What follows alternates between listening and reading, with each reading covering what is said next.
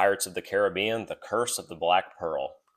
Visually speaking, this has become an important movie to discuss within the greater context of post-2000 blockbusters. Had there never been any sequels, we would still be discussing this movie today, and possibly with much greater reverence. Now, I love the final shot of Will and Elizabeth's kiss, where the music swells, the camera pulls back, and we see the ocean in the background. The real ocean, mind you, not a computerized one. So much of what is done with the ship action and the setting is practical compared both to later episodes of the series and to movies in general. When Jack and Elizabeth are stranded on the desert island, one can feel that they are standing on a real beach and feel it to a degree that no other movie that I can think of has ever reached. The set design and the wardrobe department deserve all possible credit, as do those responsible for putting money toward these departments. This film was based on a theme park ride, if only in name, and it could have flopped so hard and been such a waste of money, and yet great effort was put into the look of it anyway. For examples of excellent camera work, see first the sequence in which the pirates invade Governor Swan's house. Now, in this scene, there's any number of cuts and any number of characters, people running and jumping and getting shot, and a cannonball flying through the house. But due to excellent introductory shots, where everyone's got a unique look and personality, and also due to staging and framing, there's never any doubt where anyone is or who's who. See second, the scene where Will goes to break out Jack. Now, in this scene, Johnny Depp is sitting on the floor, and the camera takes a fairly close shot of him as he talks. And Depp must sit back and sit up and sit back again like 2 to 4 times, and the camera has to follow him each time, and it's Johnny fucking Depp. At this stage in his career, he has become, in his own eyes, one of the improvisers, capital I, so that no one knows when he's going to sit up and sit down again. So the time it must have taken to get the camera to follow him exactly right, I cannot guess at. But it's Keira Knightley who is the silent MVP of the movie. There is something crucial to how she plays Elizabeth Swann, because there are so many scenes where she's alone with Johnny Depp or Geoffrey Rush.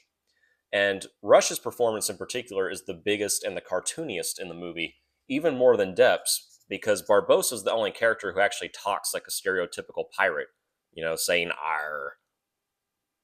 And whenever she's with them, Keira Knightley plays it so natural and smooth and is his perfect sparring partner, and she just really anchors that scene in the captain's cabin.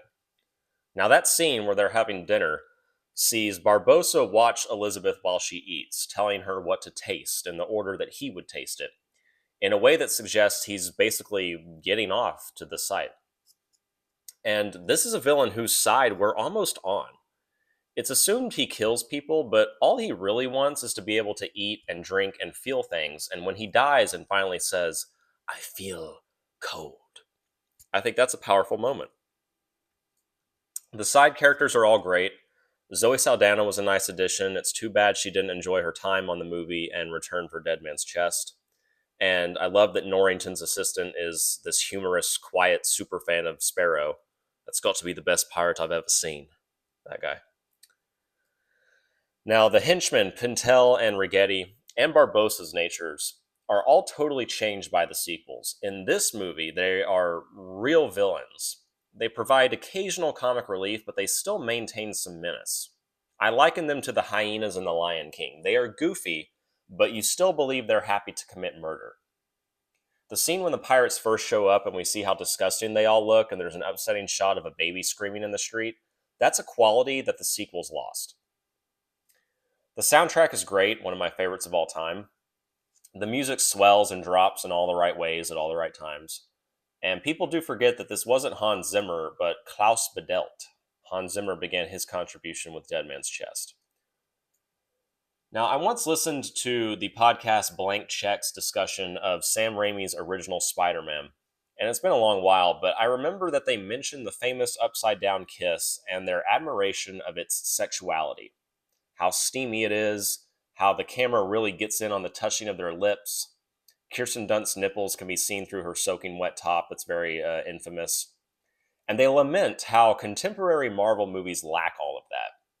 Now, in the Infinity Saga, yes, there are mentions of sex, but the character's sexuality itself is mute. References are thrown in as gags, but that's all.